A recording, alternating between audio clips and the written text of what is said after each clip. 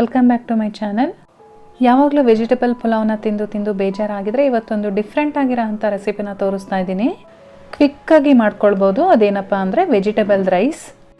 ತುಂಬ ಟೇಸ್ಟಿಯಾಗಿರುತ್ತೆ, ತುಂಬಾ ಸುಲಭವಾಗಿ ಮಾಡ್ಕೊಳ್ಬೋದು. ಬನ್ನಿ ಹಾಗಾದರೆ ಹೇಗೆ ಮಾಡೋದು ಅಂತೇಳಿ ನೋಡ್ಕೊಳ್ಳೋಣ. ಸ್ಟವ್ ಮೇಲೆ ಒಂದು ಕಡಾಯಿ ಇಟ್ಕೊಂಡಿದ್ದೀನಿ. ಕಡಾಯಿಗೆ ನಾನಿಲ್ಲಿ ಒಂದು 2 ಟೀ ಸ್ಪೂನಷ್ಟು ಎಣ್ಣೆನ ಹಾಕ್ಕೊಳ್ತಾ ಇದ್ದೀನಿ. ಎಣ್ಣೆ ಬಿಸಿ ಆದಮೇಲೆ ನಾನಿಲ್ಲಿ 1-2 ಇಂಚಷ್ಟು ಚಕ್ಕೆ, ಲವಂಗ, ಹಾಗೆ 1 ಏಲಕ್ಕಿ, ಮೆಣಸು ಜೊತೆಗೆ 1 ಪಲಾವ್ ಎಲೆ ಈ ಎಣ್ಣೆ ಒಳಗಡೆ ಸೇರಿಸ್ಕೊಳ್ತಾ ಇದ್ದೀನಿ. ಇದನ್ನು ಇವಾಗ ಒಂದು 10 ಸೆಕೆಂಡು ಫ್ರೈ ಮಾಡ್ಕೊಳ್ಳೋಣ, ಫ್ಲೇವರ್ ಬಿಟ್ಕೊಳೋವರೆಗೂ. ನಾನಿಲ್ಲಿ 1 ಬೆಳ್ಳುಳ್ಳಿನ ಈ ರೀತಿ ಚಿಕ್ಕದಾಗಿ ಕಟ್ ಮಾಡಿ ಇಟ್ಕೊಂಡಿದ್ದೆ. ಆ ಬೆಳ್ಳುಳ್ಳಿ ಕೂಡ ಇದರೊಳಗಡೆ ಸೇರಿಸ್ಕೊಳ್ತಾ ಇದ್ದೀನಿ. ಬೆಳ್ಳುಳ್ಳಿ ಎಲ್ಲ ಸ್ವಲ್ಪ ಕಲರ್ ಚೇಂಜ್ ಆದಮೇಲೆ 1 ಈರುಳ್ಳಿನ, ಅಂದರೆ ದೊಡ್ಡ ಗಾತ್ರದ ಈರುಳ್ಳಿನ ಈ ರೀತಿ ಸ್ಲೈಸಸ್ ಮಾಡಿ ನಾನು ಕಟ್ ಮಾಡಿ ಇಟ್ಕೊಂಡಿದ್ದೆ. ಅದನ್ನು ಕೂಡ ಇದರೊಳಗಡೆ ಸೇರಿಸ್ಕೊಳ್ತಾ ಇದ್ದೀನಿ.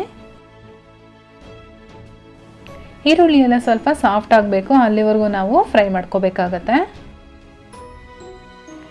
ಈರುಳ್ಳಿ ಫ್ರೈ ಆದಮೇಲೆ ನಾನಿಲ್ಲಿ ವೆಜಿಟೇಬಲ್ಸ್ನ ಸೇರಿಸ್ತಾ ಇದ್ದೀನಿ. ನಾನು ಕ್ಯಾರೆಟು ಮತ್ತು ಕ್ಯಾಪ್ಸಿಕಮ್ಮು ಹಾಗೆ ಬೀನ್ಸು ಎಲ್ಲದನ್ನು ನಾನಿಲ್ಲಿ ಅರ್ಧ ಕಪ್ನ ತೊಗೊಂಡಿದ್ದೀನಿ. ನಿಮ್ಮ ಮನೆಯಲ್ಲಿ ಎಷ್ಟು ಕ್ವಾಂಟಿಟಿ ಬೇಕಾಗುತ್ತೆ ನೋಡಿಬಿಟ್ಟು ನೀವು ಹಾಕ್ಕೊಳ್ಳಿ. ಜೊತೆಗೆ ನಾನಿಲ್ಲಿ ಒಂದು ಅರ್ಧ ಕಪ್ಪಷ್ಟು ಹಸಿ ಬಟಾಣಿ ಕೂಡ ಸೇರಿಸ್ಕೊಳ್ತಾ ಇದ್ದೀನಿ.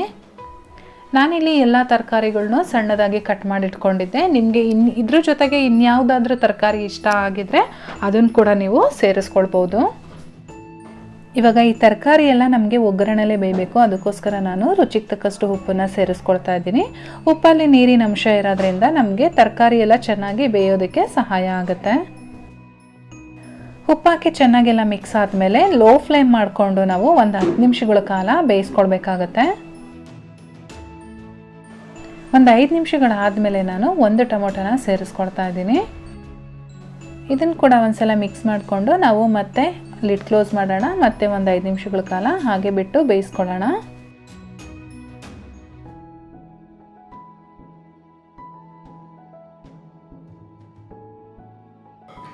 ನೋಡಿ, ಇವಾಗ ಟೋಟಲ್ ಆಗಿ ನಾನು ಒಂದು 10 ನಿಮಿಷಗಳ ಕಾಲ ತರಕಾರಿಗಳನ್ನ ಬೇಯಿಸ್ಕೊಂಡಿದ್ದೀನಿ. ತರಕಾರಿ ಎಲ್ಲ ಚೆನ್ನಾಗಿ ಬೆಂದಿದೆ. ಈ ಟೈಮಲ್ಲಿ ನಾನು ಇದಕ್ಕೆ ಸ್ಪೈಸಸ್ನ ಆ್ಯಡ್ ಮಾಡ್ತಾ ಇದ್ದೀನಿ. ನಾನಿಲ್ಲಿ ಅರ್ಧ ಟೀ ಸ್ಪೂನ್ ಅರಿಶಿನ ಪುಡಿ, 1 tea spoon garam masala, 1 tea spoon ಖಾರದ ಪುಡಿ, ಅರ್ಧ ಟೀ ಸ್ಪೂನ್ ಜೀರಿಗೆ ಪೌಡ್ರು, ಹಾಗೆ 1 ಟೀ ಸ್ಪೂನಷ್ಟು ಧನಿಯಾ ಪೌಡರ್ ಇಷ್ಟನ್ನು ಹಾಕ್ಕೊಂಡು ಒಟ್ಟಿಗೆ ಮಿಕ್ಸ್ ಮಾಡ್ಕೊಳ್ತೀನಿ.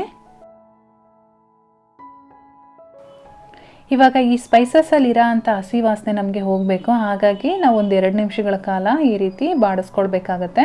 ಅದಕ್ಕೋಸ್ಕರ ನಾನು ಸುಮಾರಾಗಿ 1 ನಿಮಿಷಗಳ ಕಾಲ ಮತ್ತೆ ಲಿಡ್ನ ಕ್ಲೋಸ್ ಮಾಡಿ ಬೇಯಿಸ್ಕೊಳ್ತೀನಿ.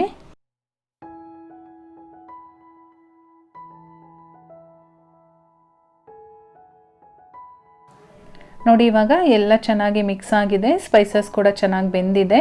ಈ ಟೈಮಲ್ಲಿ ನಾನು ರೈಸ್ನ ಆ್ಯಡ್ ಮಾಡ್ತಾ ಇದ್ದೀನಿ.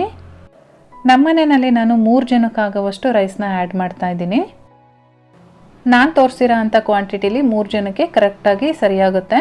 ನಿಮಗೇನಾದರೂ ಜಾಸ್ತಿ ಬೇಕು ಅಂತ ಅನಿಸಿದರೆ ನೀವು ತರಕಾರಿಗಳು ಮತ್ತು ಸ್ಪೈಸಸ್ ಎಲ್ಲನೂ ಸ್ವಲ್ಪ ಜಾಸ್ತಿನೇ ಹಾಕ್ಕೊಳ್ಬೇಕಾಗತ್ತೆ. ಇವಾಗ ಇದನ್ನೆಲ್ಲ ಒಂದ್ಸರಿ ಚೆನ್ನಾಗಿ ಮಿಕ್ಸ್ ಮಾಡ್ಕೊಳ್ಳೋಣ. ಎಲ್ಲದೂ ಚೆನ್ನಾಗಿ ಮಿಕ್ಸ್ ಮಾಡ್ಕೊಂಡಾದಮೇಲೆ ನಾನು ಕೊತ್ತಂಬರಿ ಸೊಪ್ಪನ್ನು ಆ್ಯಡ್ ಮಾಡ್ತಾ ಇದ್ದೀನಿ. ಜೊತೆಗೆ ನಾನು ಮತ್ತೆ ರೈಸ್ ಆ್ಯಡ್ ಮಾಡಿರೋದ್ರಿಂದ ಸ್ವಲ್ಪ ಉಪ್ಪನ್ನು ಕೂಡ ಸೇರಿಸ್ಕೊಳ್ತಾ ಇದ್ದೀನಿ. ಇವಾಗ ಇದನ್ನು ಇನ್ನೊಂದು ಸಾರಿ ಚೆನ್ನಾಗಿ ಮಿಕ್ಸ್ ಮಾಡ್ಕೊಳ್ಳೋಣ. ನೀವು ಉಪ್ಪು ಸೇರಿಸ್ಬೇಕಾದ್ರೆ ನೋಡಿಬಿಟ್ಟು ಟೇಸ್ಟ್ ನೋಡಿ ಉಪ್ಪನ್ನು ಸೇರಿಸ್ಕೊಳ್ಬೋದು. ಎಲ್ಲದೂ ಚೆನ್ನಾಗಿ ಮಿಕ್ಸ್ ಆದಮೇಲೆ ನಾನು ಇದಕ್ಕೆ ಲೆಮನ್ ಜ್ಯೂಸ್ನ ಆ್ಯಡ್ ಮಾಡ್ತಾ ಇದ್ದೀನಿ. ನಾನಿಲ್ಲಿ ಅರ್ಧ ನಿಂಬೆಹಣ್ಣನ್ನು ತೊಗೊಂಡಿದ್ದೀನಿ. ನಿಂಬೆ ರಸ ಹಾಕಿದ ಮೇಲೆ ಚೆನ್ನಾಗಿ ಒಂದ್ಸಲ ಮಿಕ್ಸ್ ಮಾಡಿಕೊಂಡು ಸ್ಟವ್ ಸ್ವಿಚ್ ಆಫ್ ಮಾಡಿಕೊಂಡು ಲಿಡ್ ಕ್ಲೋಸ್ ಮಾಡ್ಕೊಳ್ಳಿ. ಒಂದು 5 ನಿಮಿಷ ಬಿಟ್ಟಾದಮೇಲೆ ಬಿಸಿ ಇದ್ದಂಗೆ ಸರ್ವ್ ಮಾಡಿ. ತುಂಬಾ ಚೆನ್ನಾಗಿರುತ್ತೆ.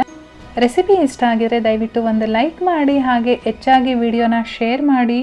ಜೊತೆಗೆ ಚಾನಲ್ನ ಇನ್ನೂ ಸಬ್ಸ್ಕ್ರೈಬ್ ಮಾಡ್ಕೊಂಡಿಲ್ಲ ಅಂದರೆ ಕೆಳಗಡೆ ಕಾಣಿಸ್ತಾ ಇರೋ ರೆಡ್ ಕಲರ್ ಸಬ್ಸ್ಕ್ರೈಬ್ ಬಟನ್ ಮೇಲೆ ಕ್ಲಿಕ್ ಮಾಡ್ಕೊಳ್ಳಿ. ಹಾಗೆ ಪಕ್ಕದಲ್ಲೇ ಕಾಣಿಸೋ ಬೆಲ್ಲೈಕನ್ ಮೇಲೆ ಕೂಡ ಕ್ಲಿಕ್ ಮಾಡ್ಕೊಳ್ಳಿ. ನಾನು ಮತ್ತೆ ಸಿಗ್ತೀನಿ ನಿಮಗೆ ಇನ್ನೊಂದು ಈಸಿ ರೆಸಿಪಿಯೊಂದಿಗೆ. ಅಲ್ಲಿವರೆಗೂ bye, take care, thank you for watching.